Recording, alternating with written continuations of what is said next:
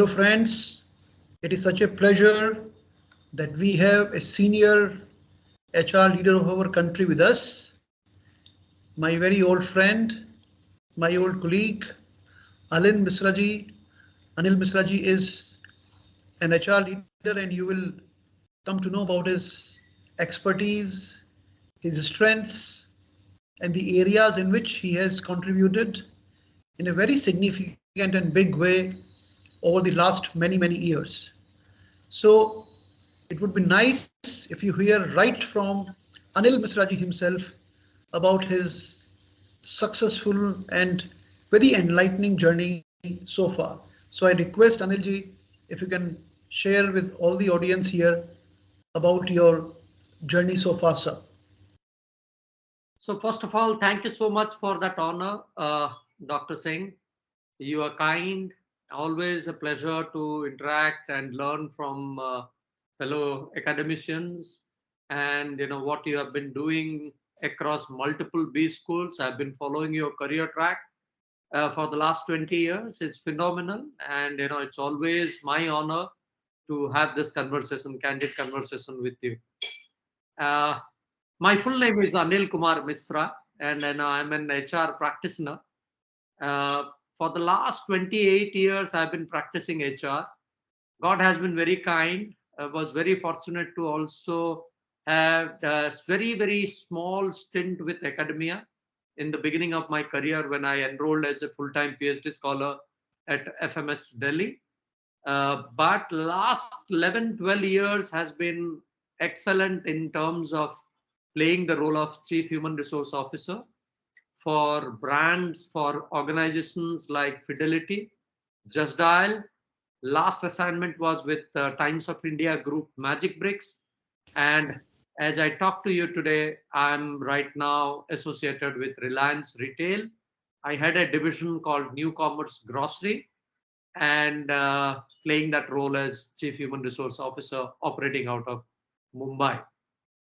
Personally, I feel passionate about areas like performance management, talent transformation, identifying values and transforming organization culture through values, besides other nuances like, you talk about learning and development, building a executive team together, transforming organization through formulating the policies, processes, so on and so forth. That's a pretty summarized view of who is Anil for you, Dr. Singh. And I was sharing the same, that grocery is one market, one area where there is a lot of developments taking place. Lots of companies are coming into this area, and now with Reliance being there, I think grocery market, we know grocers, we know a few other players, but I think under your leadership, as you being CHRO, I believe you are going to have a wonderful team of executives going around this particular domain. Sir, because I'm representing a multidisciplinary university, so I have students which are looking for their first job. Basically, they are trying to foray into corporate world. So more we call it campus to corporate, that right now they are in campus, they are learning different programs, they are enrolled in different programs. Some can be in management, some can be in retail, some can be in engineering, some can be in computer applications. So there are various areas, law, there are very many areas. But basically they are looking for that once they complete their program successfully. So success would also be dependent on not only on the marks that they are going to score, but it also depends on how you are going to start your career. What is going to be your first job? What is going to be your launch pad from where you are going to make it big in your career?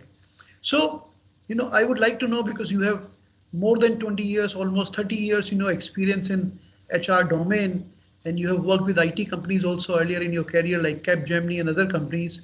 I would like to know how the recruitment landscape has changed, like what was earlier more valuable, what is now more valuable for these young kids. So if you can throw some light on the change of landscape of recruitment and selection over the last few years, sir. Yeah. I think that's a brilliant question.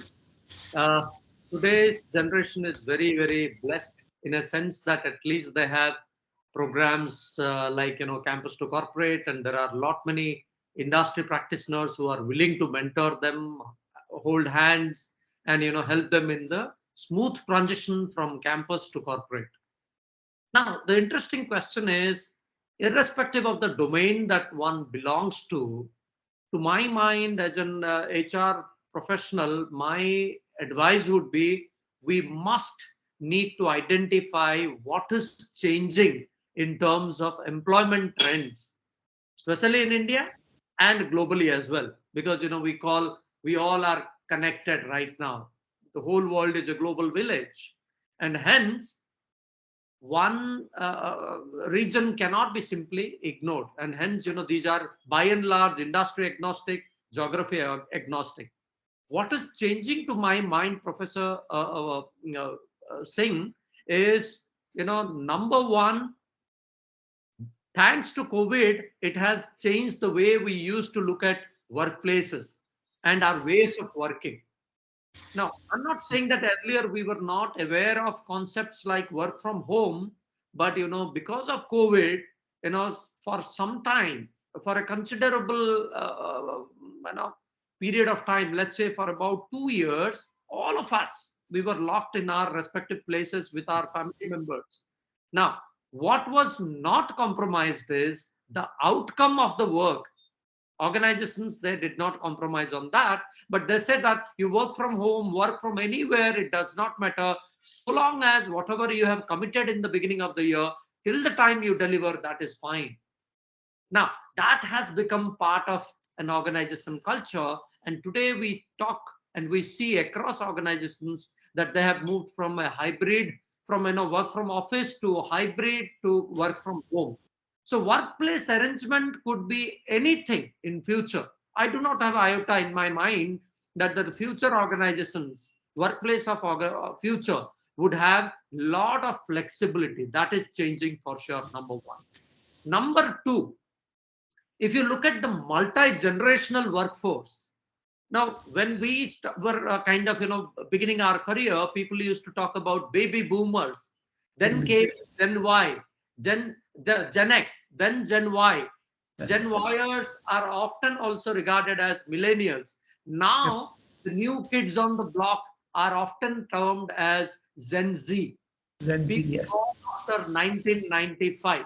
Yes. Now for organization, if you look at the landscape in India, at least, the average age of workforce hovers around 32, 33. Now, I can't say as an CHRO that I know it all. For example, Rangoli competition or kite flying used to be a fun at work activity for our generation, maybe. Today's young kids, the Gen Z, they expect, live rock band. Give us a dating allowance. Give us movie ticket. That probably excites them. And hence, long story cut short, the bottom line is one size fits all might not work. And That's hence, within organizations, there are other generational workforce, they exist, and hence it is absolutely fine to have multi-cultures existing within a larger framework of organization culture. That is also a trend, macro level trend that we are seeing. Third thing, Dr. Singh, I'm sure you would understand with my observation when Klaus Schwab, the founding chairman of World Economic Forum, who published the book Fourth Industrial Revolution, says that technology, embracing technology would take your organization to unparalleled heights. Could not agree more when he says this. But being in HR, one observation and one comment is technology is very, very important, but not at the cost of losing out human touch or personal touch. Right. And hence, safely I can conclude that balancing tech and touch is very, very important. And the managers or the B school students or engineering students or law students, irrespective of the stream that they belong to, if they know how to balance personal touch with technology, that would be, to my mind, one success ingredient. Great, Mind great. you, these are the kids who were born in high-speed internet. They are already tech-savvy people, but still, technology with a blend of personal touch will take them to places. Now, Wonderful. blend of personal touch meaning, in people management, we often call, normally in functions of management, we talk about post-corp, POSD, planning, organizing, staffing, directing, controlling, coordinating, reporting, and budgeting. All of that put together, they determine how effective how prepared a student is. Now, when I'm talking about the personal attributes or people management attributes, in management parlance, we call it, it includes your ability to not necessarily stand as an individually brilliant person, but your ability to take people along. Let me Okay. explain this point. Let me take 30 seconds.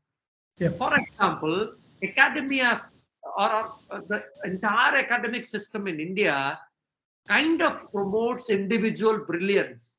Yes. In a class of 100 students, who is the topper or who are A plus category of people? Mm. Now, cut to corporate world, Dr. Singh, here nobody wants to hire people or students who are individual contributors. The expectation from corporate is you need to have the ability to take people along. Can you gel with them? To what extent you demonstrate your team spirit? To what extent you can lead a team? For leading a team, you certainly need to have your expertise. So these are the things that is again going to either make or mar a student's career when they are thinking of transitioning. By no means, don't get me wrong, I'm saying in academic performance is important, but being a topper is not the end of the world. And that is not the only one target that people got to be having in back of their mind. So the personality development nuances got to be also very, very well groomed. So typically the campus to corporate kind of a program typically helps them in bridging this competency gaps, or at least the gaps in the mindset. Mindset. And that prepares them that, hey, these are the changing dynamics in corporate. And hence, if I want to be successful, it's better. I do not have a choice. If I have to succeed, I must need to focus on these nuances, which probably not by intent, but by the curriculum design, probably is not given its due importance across academia. Even in my time also, we were not given those things that we have to struggle, we have to pick up ourselves. These are some top of mind observations, Dr. Singh. Over to you. So, if I, put it like before you once again, like, so in top qualities, you are trying to say that somebody who is good in technology, but also good in touch, because that was a wonderful insight that you shared, that balance between technology and touch. Another thing, so it means the soft qualities, the not the hardware part, but the software part is, equally important, you are trying to say. Another point that you raised was, team building and team activities. So can you suggest, these young graduates who are there in pre-final year or final year, when they are creating their profile, when they are working on their LinkedIn profile, so what kind of activities, what kind of projects, they should be more inclined to do, which would, give them, or which would make their profile or their resume, more impressive or more impactful than maybe, the other students on the block. Yeah, Some insight in that direction, sir. excellent question again, Dr. Singh. So typically, I always recommend to young people who are from B schools, engineering colleges, tech colleges, that you must work on certain live projects. So whatever theory is been taught, if you take short-term internship, does not really matter. Internship, whether you are being paid a stipend or not, does not really matter. You must focus on how much of practical experience I can gather through those live projects.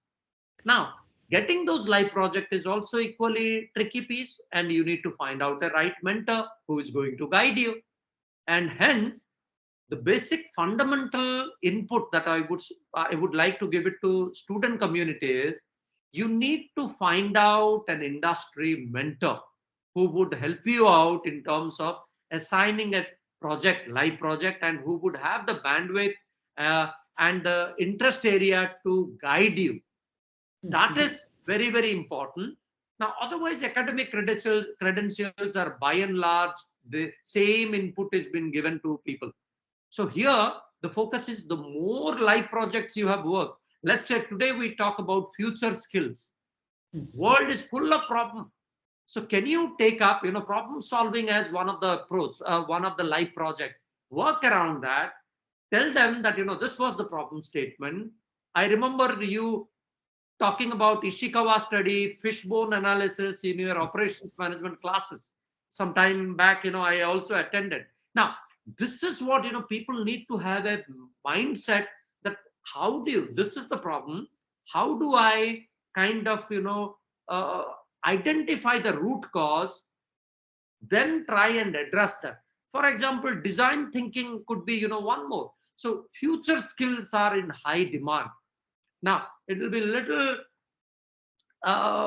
surprising for all of us to know that there were multiple surveys carried out which says by 2030, the competencies, the skills that we have today, 70% of those skills are going to be obsolete. Yeah. Meaning there are certain new skills which is coming, and to what extent I can acquire those new skills. ChatGPT, for example, we never thought till 5 years back that, okay, we need to give right kind of a command, then exactly it will use certain algorithm and it will really help you out in preparing slides and writing codes and so on and so forth, right? So to what extent I understand how ChatGPT, AI, machine learning can make my life easier. And even if I'm in marketing or HR domain or operation domain, or I'm a lawyer, can it frame my statements using ChatGPT? Those technical nuances, if I can understand, if I can work with somebody, mentor, if I can take a live project, to my mind, highlighting such accolades, such live project experience in LinkedIn would really attract the attention of a potential recruiter. That's how you can separate yourself from others. Because what you are saying, sir, I read somewhere recently which says that the students are not, or the employees are not going to lose job to ChatGPT, but they are going to lose jobs to those people, those who know how to use ChatGPT effectively, correct. So AI effectively. So that's very correct.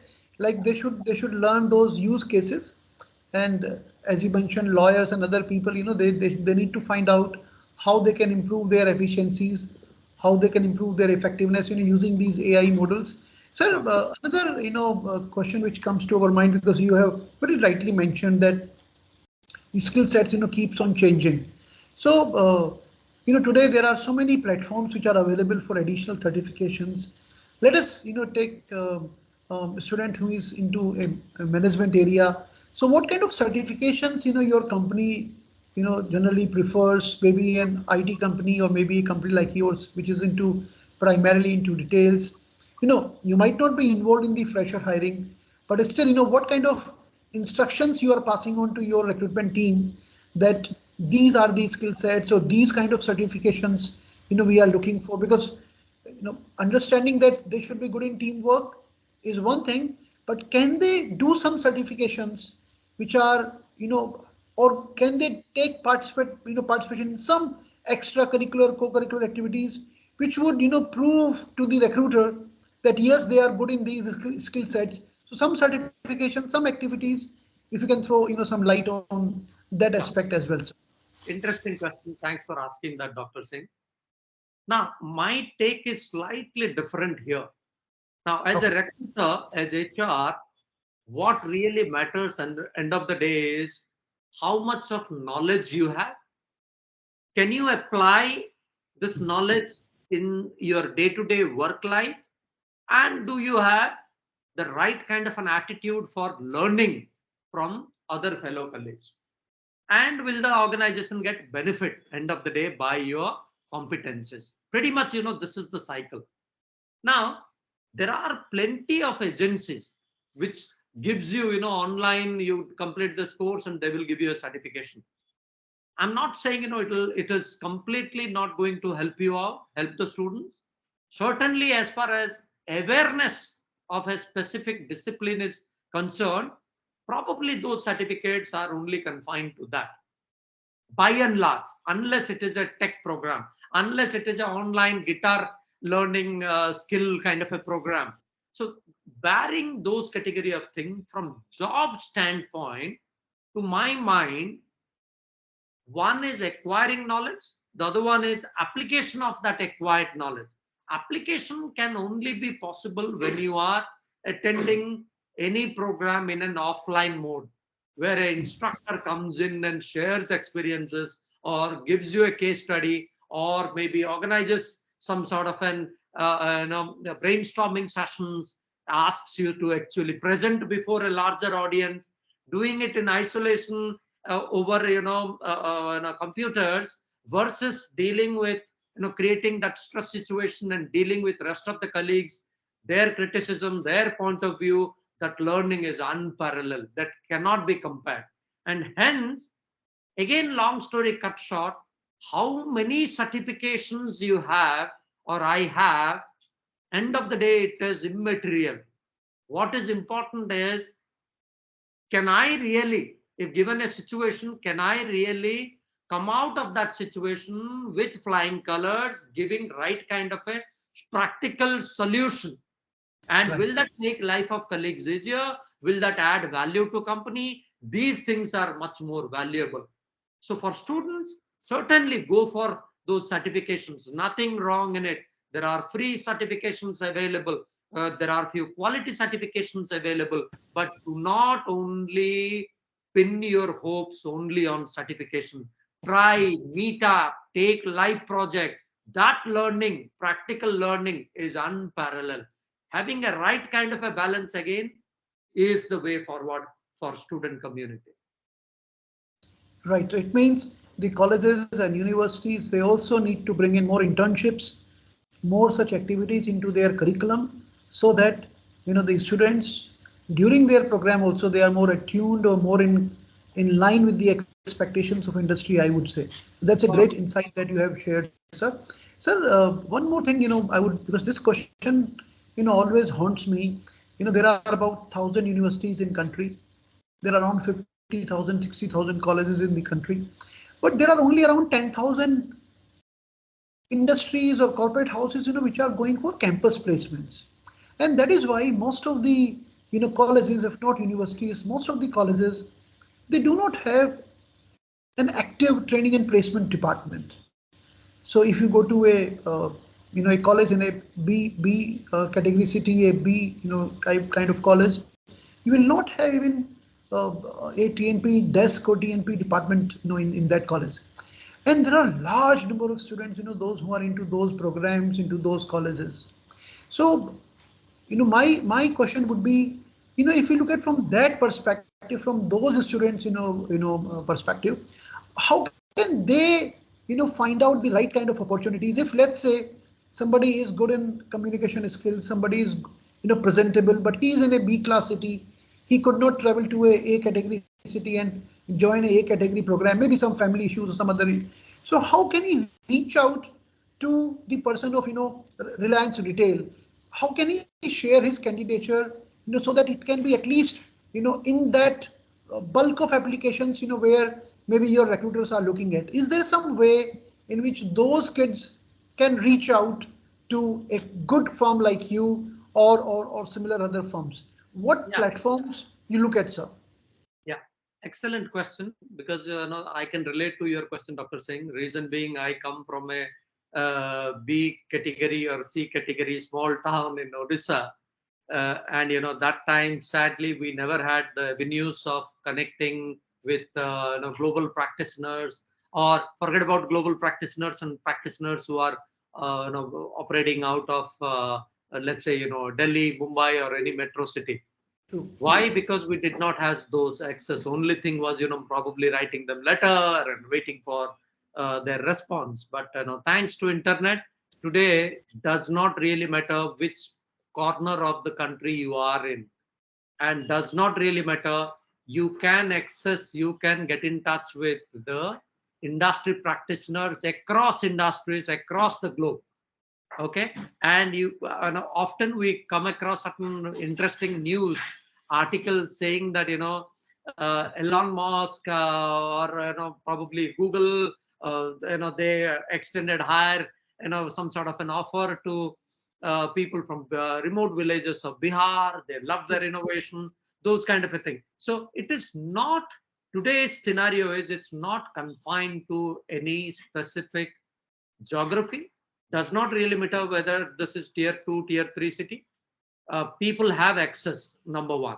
Number two, again, you are spot on when you said that most of the B schools, especially in small towns, they do not have a dedicated corporate or industry academia interactions cell.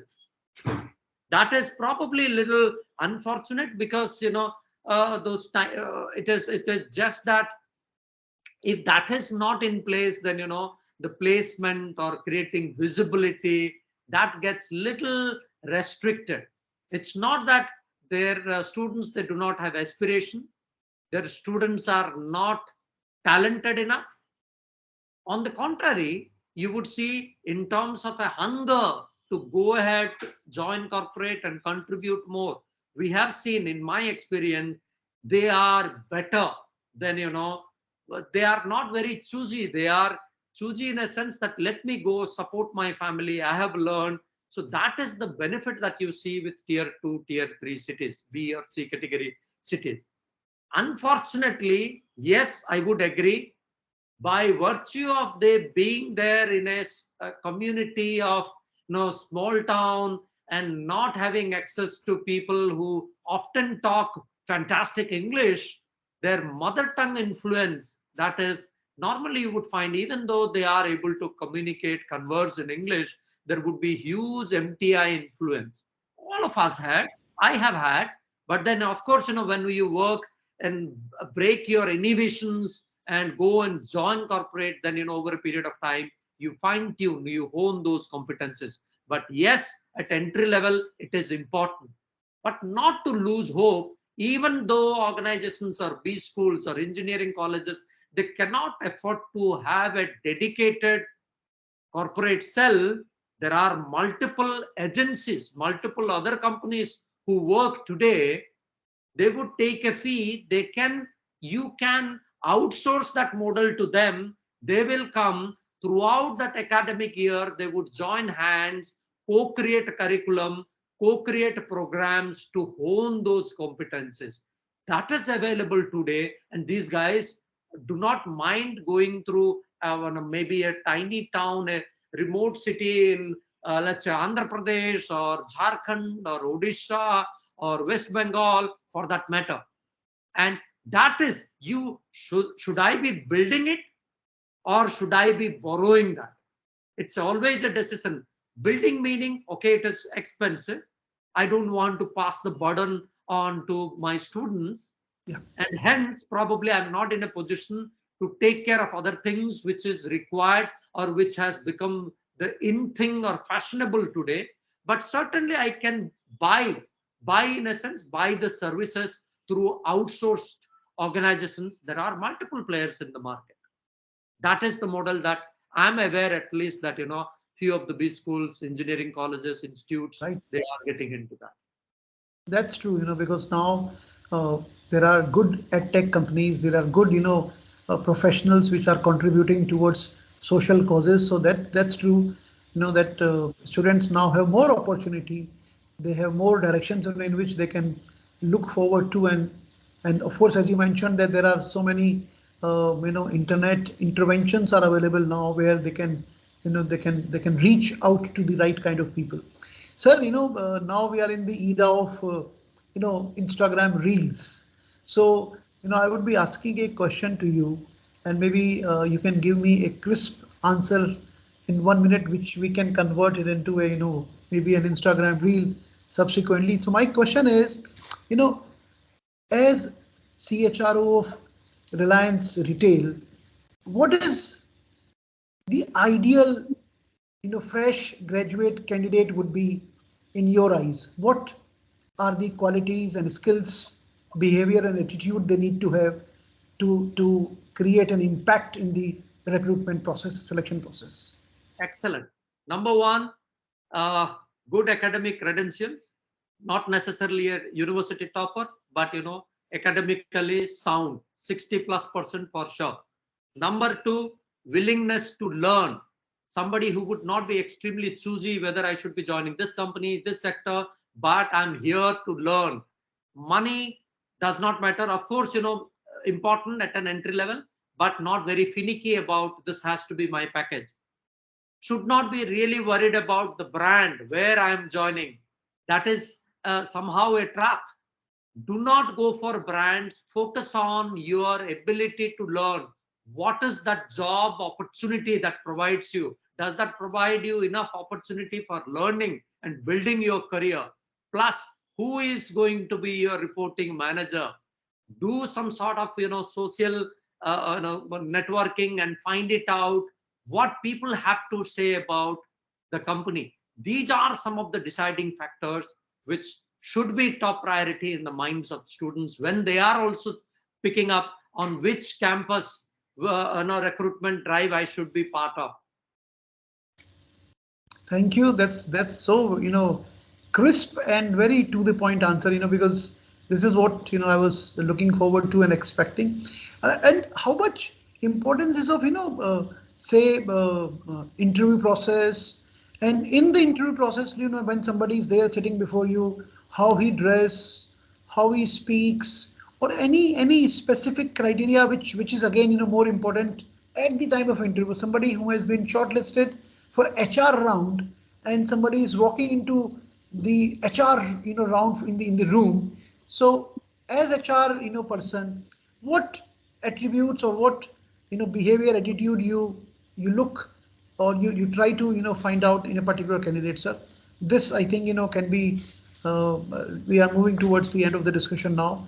This would be, because there are so many students, those who clear the aptitude round, those who clear the online round, but when they actually face the HR people, somehow they are not able to crack the that last piece of the puzzle. So what, Yeah. as an HR expert, you are trying to find out in that particular round?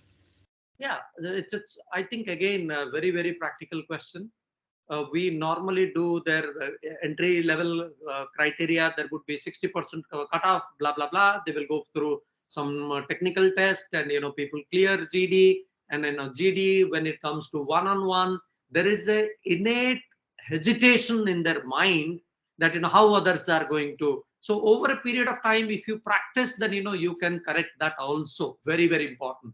The second aspect which you brought in is very important. This is what we call gating, or GAITING, or kinesics, the science of understanding an individual's personality through their body language.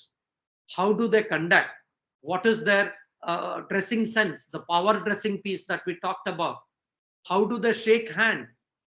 How do they look at you eye to eye? These are certain nuances. You can find out the confidence level, the ability to articulate, their poise, their overall body movement. These non-verbal things, they also communicate quite a lot about an individual's personality. Of course, this doesn't come overnight.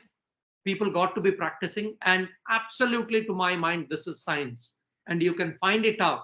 You're crossing your hands, you're rubbing your eyes, your palms you're rubbing. Each one of them, or the way you shake hand, each one of them, that carries some sort of a messaging.